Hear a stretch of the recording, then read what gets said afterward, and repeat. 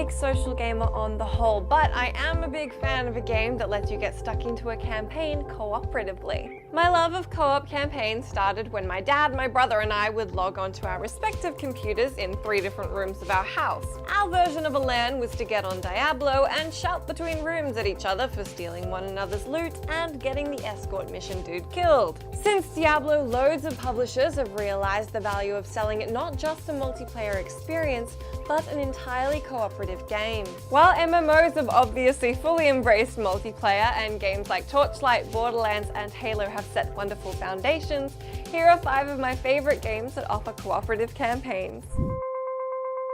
When Diablo times came to an inevitable close, Sacred was there to pick up the slack. The 3rd installment is out this week, and although it's been getting pretty mixed reviews, the first 2 installments were great.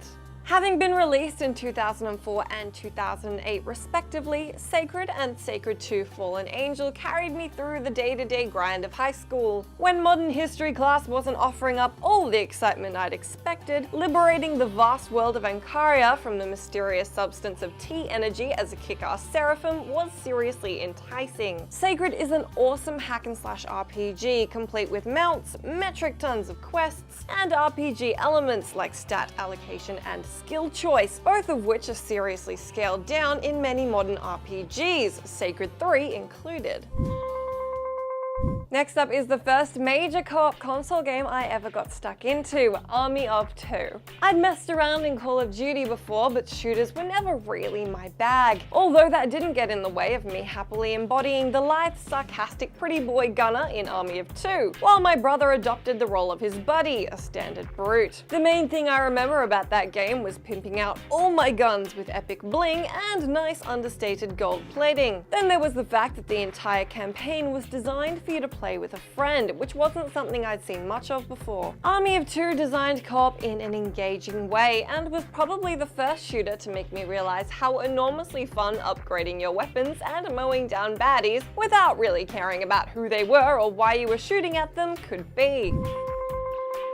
I'd be seriously remiss not to talk about the game specifically designed to be played by multiple people, so let's talk about what's so great about Left 4 Dead 2. Not only does it cleverly include 2 numbers in the name, the fact that the survival horror shooter has been built around your group means co-op isn't just encouraged, it's vital. You're one of the few survivors of the zombie apocalypse, facing off against boomers and witches to make your way through 5 campaigns. Said campaigns are littered with baddies, safe houses, and levels with dynamic elements generated through the game's AI director. There are a variety of both ranged and melee weapons to choose from, and it's a matter of playing to your strengths as well as working together with your team to survive. The game can get tricky, especially if you opt for realism mode, which removes respawns among other helpful gamey features. But if you've got 3 friends handy, there are certainly worse ways to spend an evening.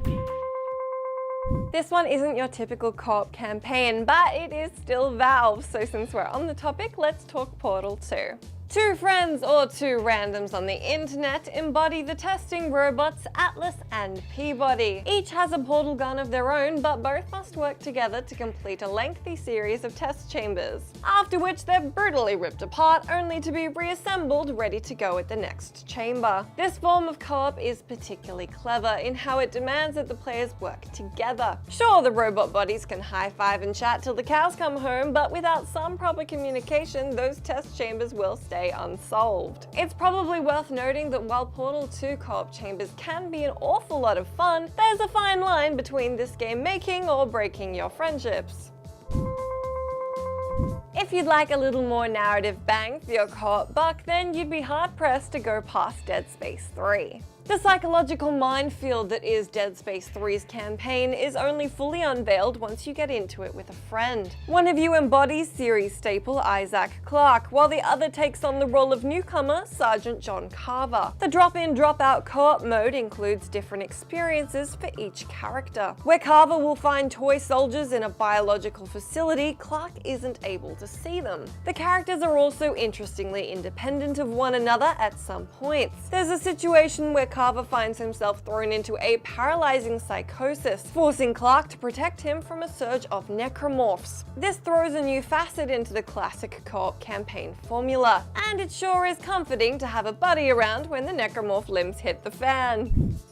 Let me know down in that trusty comments section which game has your favorite co-op campaign, and this week I'll leave you with some of the awesome hallucination scenes from Dead Space 3.